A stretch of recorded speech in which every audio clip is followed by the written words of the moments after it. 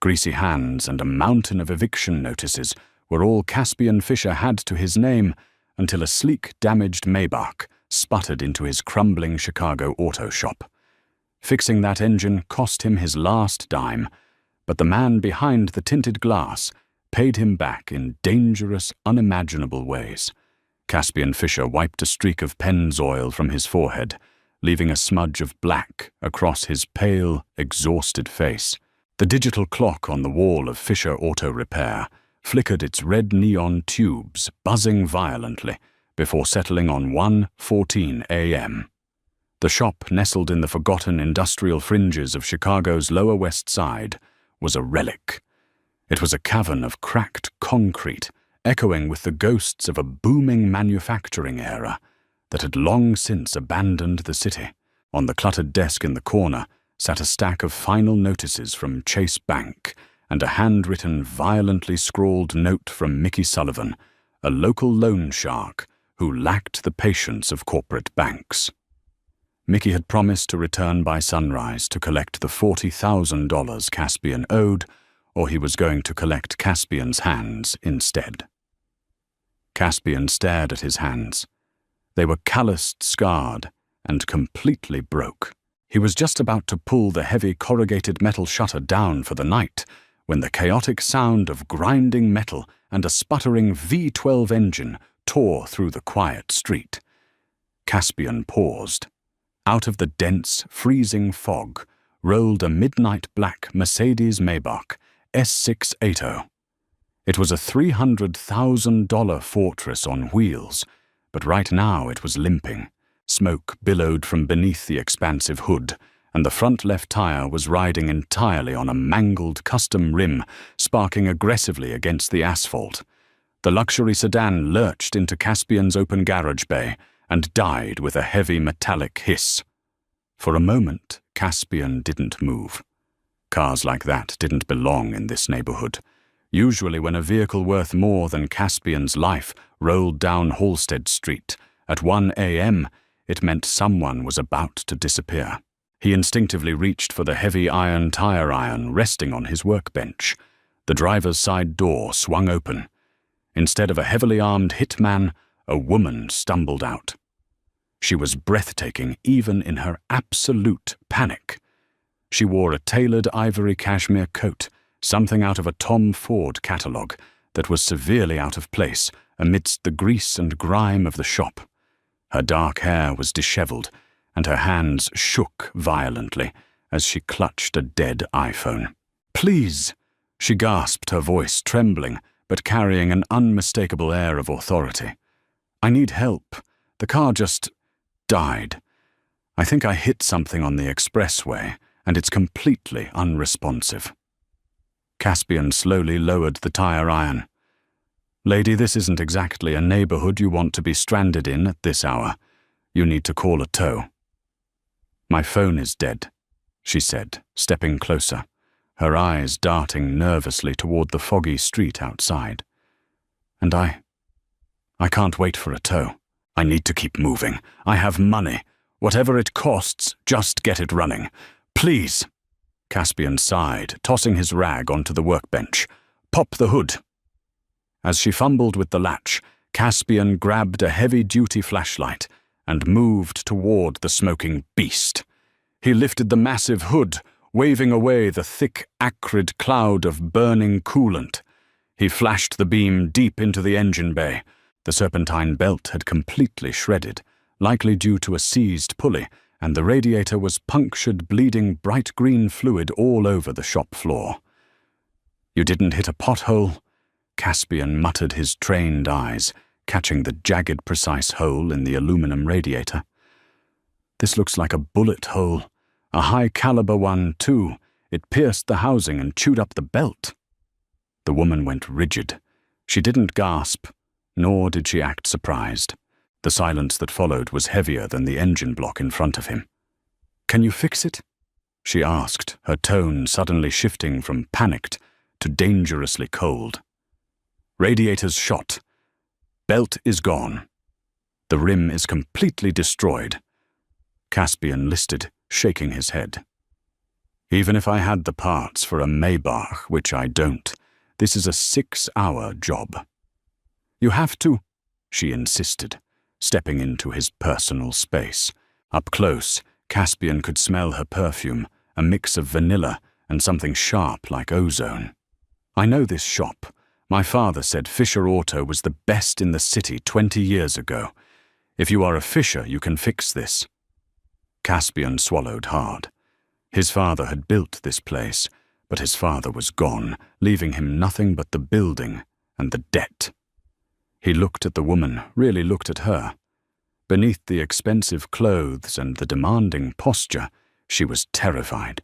Someone was hunting her, and if they caught up to her here, Caspian knew he would be collateral damage. I don't have Maybach parts, Caspian said quietly, but I have an old universal aluminum radiator in the back I was saving for my Ford F-150. I might be able to custom weld the brackets to fit. As for the belt, I can jury rig a heavy-duty industrial band to get the water pump and alternator turning. It won't be pretty, and you won't be able to go over 60, but it'll get you out of Chicago. Do it, she said instantly. For the next 3 hours, Caspian worked like a man possessed. He dragged his heavy welding rig over sparks, illuminating the dim garage, as he fabricated crude but effective mounts for the replacement radiator. He worked in complete silence, deeply aware of the woman pacing nervously near the rear of the shop, constantly checking the foggy street outside. He replaced the shredded tire with a standard, cheap spare he found in his scrap pile. It looked ridiculous on the Maybach, but it held air. By 4:30 a.m., Caspian tightened the last clamp on the coolant hose. He slammed the heavy hood down. "Start it," he ordered. The woman slid into the driver's seat and pressed the ignition. The V12 roared to life. It sounded a little rougher than it should have, thanks to the makeshift belt, but the temperature gauge remained steady. She stepped out, reaching into her coat pocket. She pulled out a sleek leather Prada wallet and opened it. Her face fell. I only have credit cards. I left my cash at the estate." "I don't take cards," Caspian said, wiping his hands on a fresh rag. "Especially not tonight. Just go." "I can't leave without paying you," she protested. "You practically rebuilt the front end. Take my watch." She moved to unclasped a glittering, diamond-encrusted Rolex from her wrist. Caspian caught her wrist, stopping her. His rough, grease-stained fingers contrasted sharply with her flawless skin. "I don't want your watch. If whoever put that bullet in your radiator catches you, I don't want a piece of your jewelry linking you to me. I did this so you could leave. So leave." She stared at him, her dark eyes searching his face for a long moment. Finally, she nodded, pulling her hand back slowly. "What is your name?" "Caspian." "I am Bianca," she said softly. "You are a good man, Caspian Fisher. Those are rare." Without another word, she climbed back into the Maybach. The heavy tires squealed against the slick concrete as she threw it into reverse, spun the massive car around, and vanished into the freezing Chicago mist. Caspian watched her tail lights fade. He was exhausted, his best spare parts were gone, and he was still $40,000 in debt. He locked the bay doors, walked into his tiny unheated office, and collapsed onto the worn leather sofa, waiting for Mickey Sullivan to arrive and end his life. The violent shattering of glass jolted Caspian awake. He bolted upright from the office sofa, his heart hammering against his ribs. The morning sun was bleeding through the grimy windows, but the light was blocked by several massive hulking silhouettes standing in his garage. "Wakey, wakey, Caspian," a grating, venomous voice echoed through the shop. Caspian stepped out of the office. Standing in the center of his garage was Mickey Sullivan. Mickey was a barrel-chested brute with a flattened nose and a cruel smile. He held a heavy steel wrench, one of Caspian's own snap-on tools, and used it to lazily smash the headlight of an old Honda Civic Caspian had been restoring for a client. Behind Mickey stood two of his enforcer's guys, built like brick walls, cracking their knuckles. "Time's up, kid," Mickey sneered, tapping the wrench against his palm. 40 grand, plus 5 for the inconvenience of me having to drive down here in the cold." "I don't have it, Mickey," Caspian said, his voice surprisingly steady, despite the cold dread pooling in his stomach. "I need more time. Just give me another month." Mickey laughed, a harsh, barking sound. "A month, Caspian, your daddy owed me, and now you owe me. The bank is foreclosing on this dump tomorrow anyway. Since you don't have my money, I'm taking the deed to this land, and I'm taking your right hand. Grab him, boys." The two enforcers lunged forward. Caspian threw a desperate right hook, catching the first thug in the jaw, but the second one tackled him to the concrete floor. Pain exploded in Caspian's ribs as a heavy boot slammed into his side. They dragged him toward the center of the shop, pinning his right arm flat against an oil-stained anvil. Mickey stepped up, raising the heavy steel wrench high above his head. "Nothing personal, kid. Just business." Before the wrench could fall, the deafening screech of tires echoed outside. Mickey paused, frowning, as the screech was followed by the slamming of heavy car doors. Heavy, rhythmic footsteps approached the open garage bay. "Drop the wrench, Mickey, or they won't find enough of you to bury."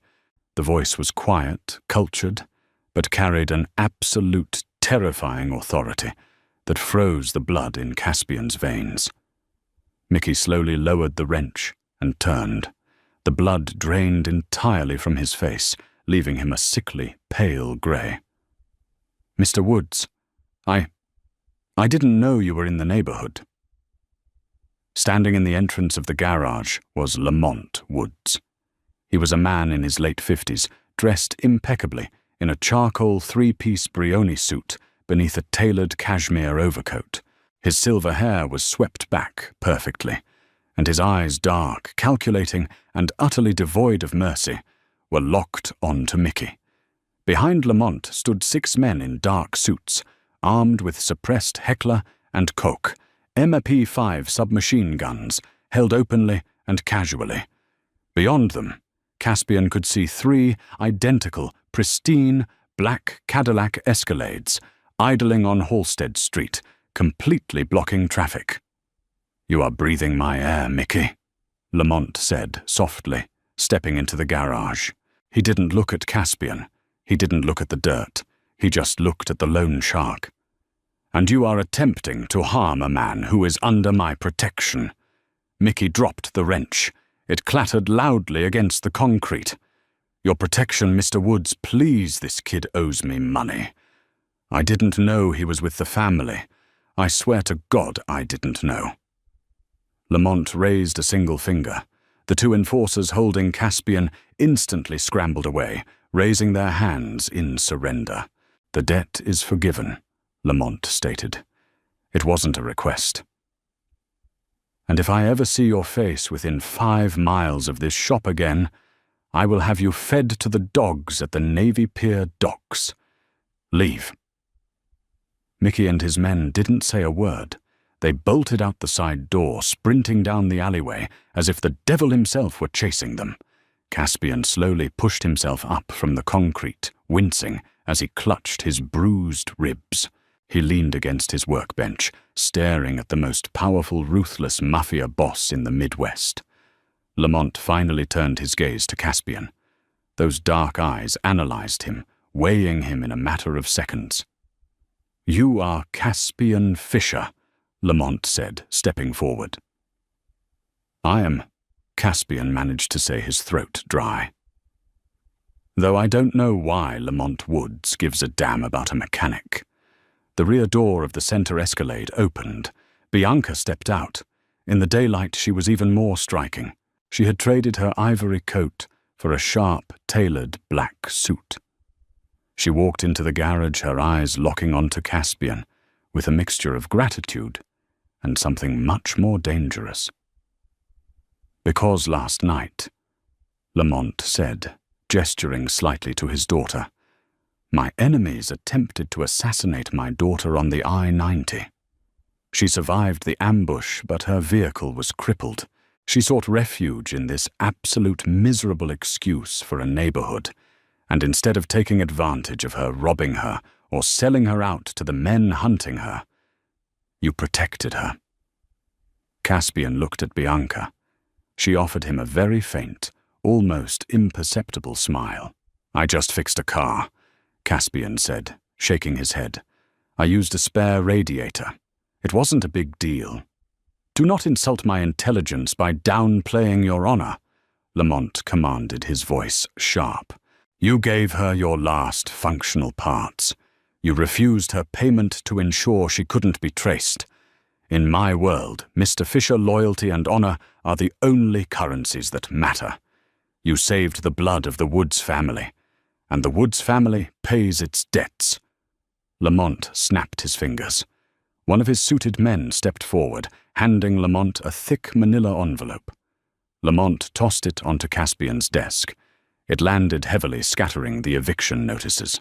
Inside that envelope, Lamont explained calmly, "is the deed to this property. It is now fully in your name. There is also a cashier's check from a legitimate holding company for $500,000 to upgrade this facility." Caspian stared at the envelope, utterly paralyzed. I can't take this. It's too much." "It is not a gift," Lamont said, his tone dropping an octave, becoming a velvet-wrapped threat. "It is a retainer. You showed me last night that you are resourceful, discreet, and that you know how to keep your mouth shut. My family requires a private mechanic. We have a fleet of vehicles that occasionally suffer unique damage. Bullet holes, shattered glass, custom modifications for weight and speed. You will fix them. You will ask no questions. And you will work exclusively for me." Caspian felt the walls closing in. He had just escaped the frying pan of Mickey Sullivan, only to be tossed directly into the blazing inferno of the Woods crime syndicate. He looked at the envelope. It was freedom from debt, freedom from starvation. But it was a tether to a life of crime. He looked at Bianca. She was watching him intently, her dark eyes practically burning into his. "And if I say no?" Caspian asked quietly. Lamont smiled, but it didn't reach his eyes. "I do not make offers that can be refused, Caspian. Welcome to the family." 6 months transformed Fisher Auto Repair from a crumbling relic into an impenetrable state-of-the-art fortress. Behind the newly installed reinforced steel bay doors, the suffocating grime of Caspian's past had been scrubbed clean. The cracked concrete was replaced with pristine, slate-gray epoxy floors. The rusted tools were swapped for a sprawling wall of pneumatic wrenches, high-end fabrication equipment, and computerized diagnostic machines that rivaled a Formula One pit lane. Caspian lived in a surreal high-stakes ecosystem of brushed steel, forged carbon fiber, and absolute silence. He replaced shattered ballistic glass on heavy Mercedes G-Wagons, reinforced the chassis of getaway vehicles to handle the weight of tactical armor, and power-washed deep, rust-colored stains from the interiors of luxury sedans without ever asking a single question.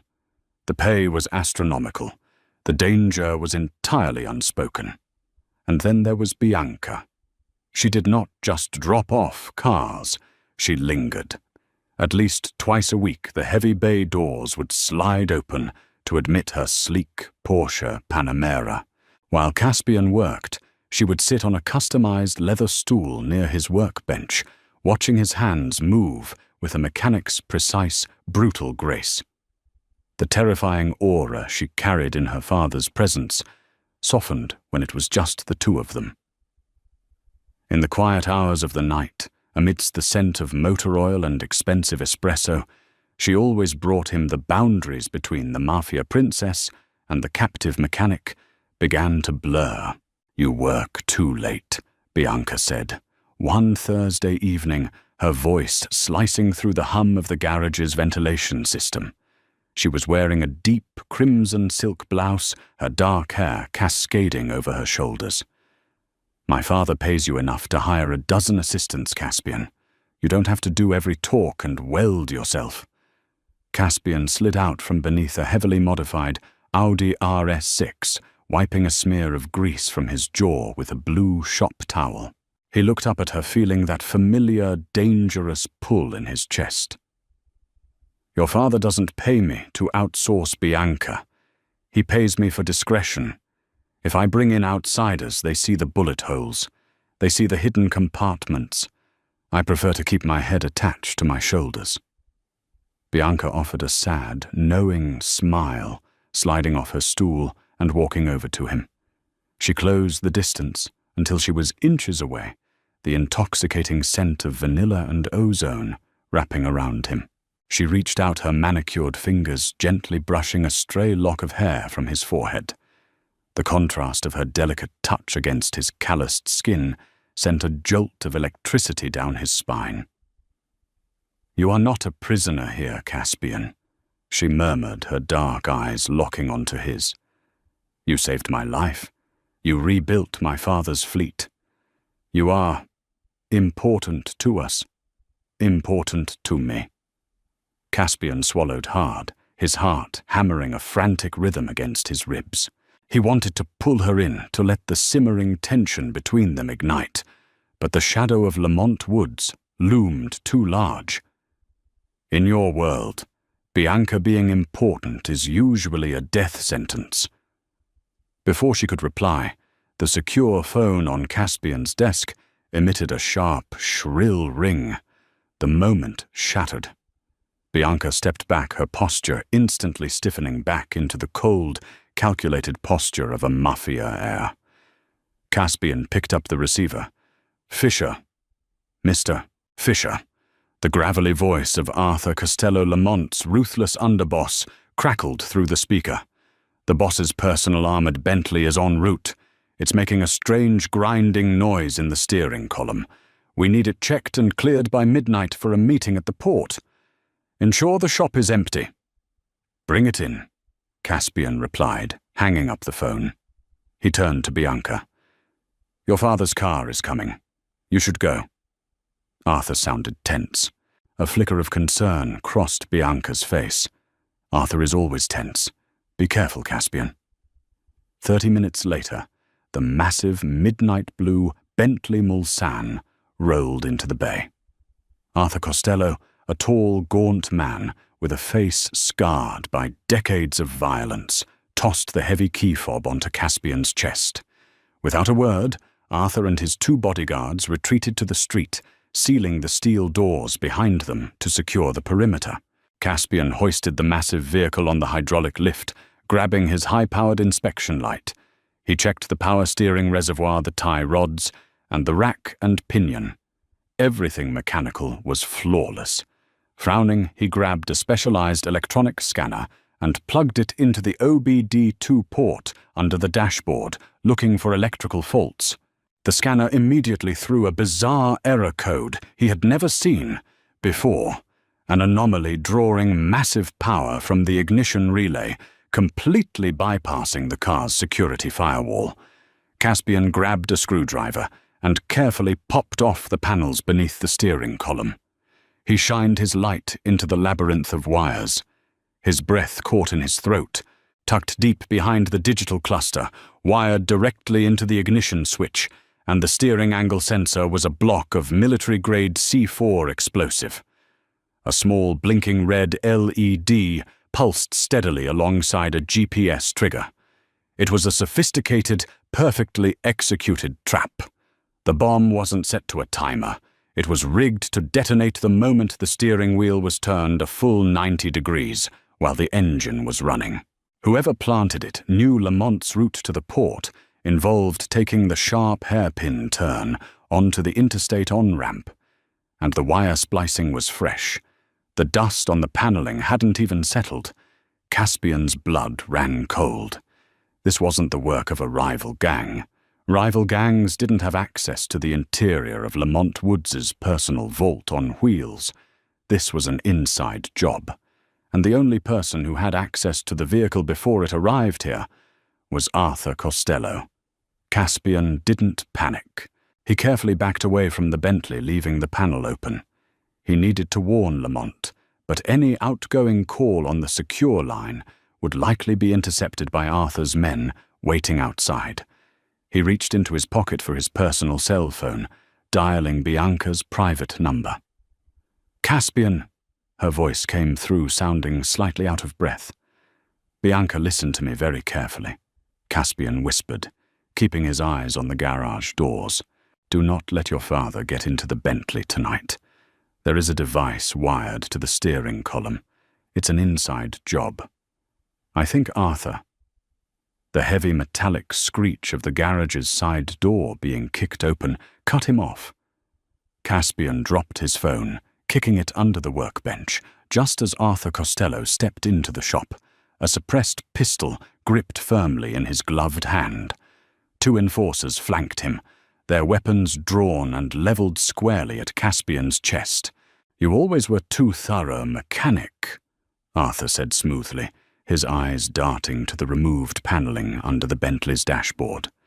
"I figured a grease monkey like you would just check the power steering fluid and give it a clean bill of health. You had to go digging.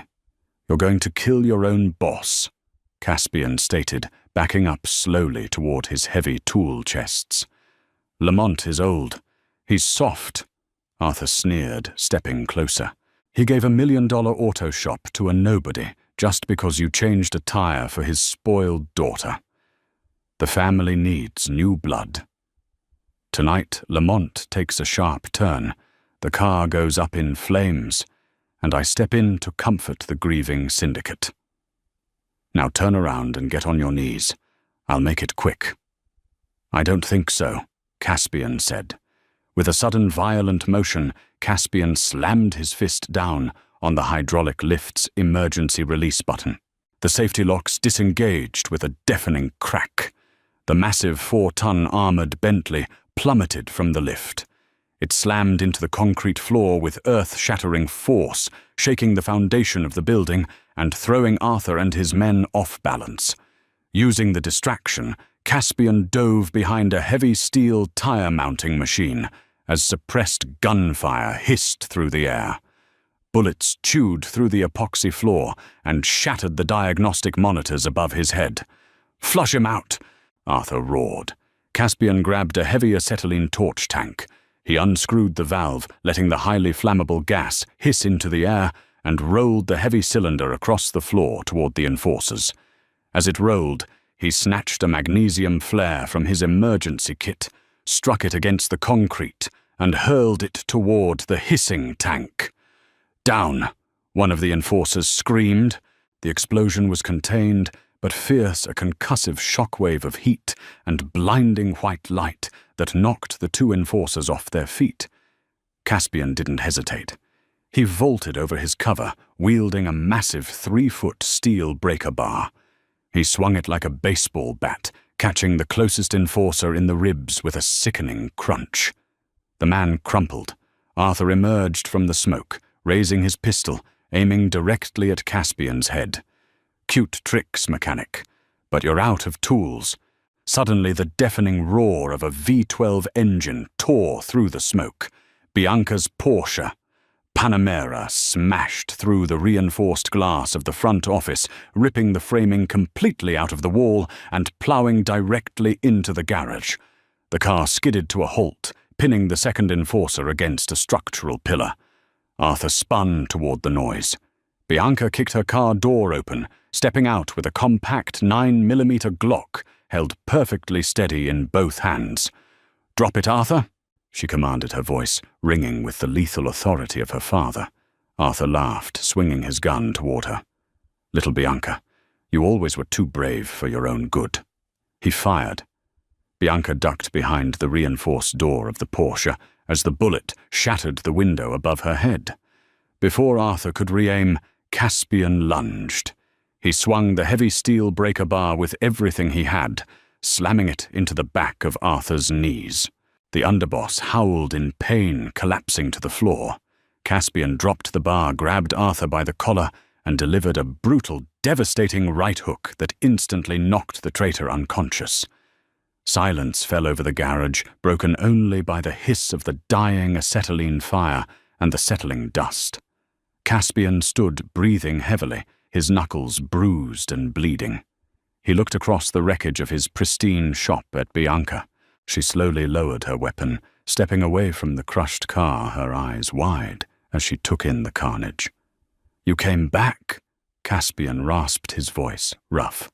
"You called," she replied simply, stepping carefully over the debris until she was standing right in front of him. Without a word, she reached out, pulling him down by the collar of his grease-stained shirt, and kissed him. It was a fierce, desperate collision of adrenaline and repressed desire, sealing a bond forged in fire and oil. The heavy screech of tires echoed outside. 3 identical black Cadillac Escalades swerved into the driveway. Lamont Woods stepped out, flanked by a dozen heavily armed loyalists. The mafia boss took in the sight of his destroyed shop, the unconscious traitor on the floor. The rigged Bentley and his daughter locked in the arms of his mechanic. Lamont's cold eyes softened for a fraction of a second. He turned to his men. "Clean up this mess. Take Arthur to the docks. He has a date with the water." Lamont looked at Caspian, giving a slow, deeply respectful nod. "It seems, Mr. Fisher, I am in your debt once again. Whatever you need to rebuild it is yours. You are no longer just my mechanic. You are family." Caspian pulled back slightly, looking down into Bianca's eyes. The debt was paid, the enemies were buried, and the blue-collar boy from the Lower West Side had just become the most untouchable man in Chicago. "I'll need a bigger garage," Caspian said softly, pulling her close once more. Did Caspian's ultimate choice to embrace the underworld for love leave you breathless if you enjoyed this gripping tale of loyalty, high-stakes mafia drama, and forbidden romance? Hit that like button and share it with fellow fiction lovers. Don't forget to subscribe to our channel for more thrilling, pulse-pounding audio stories delivered straight to your feed. Drop a comment below, telling us what you would have done in Caspian's shoes, and stay tuned for our next cinematic adventure.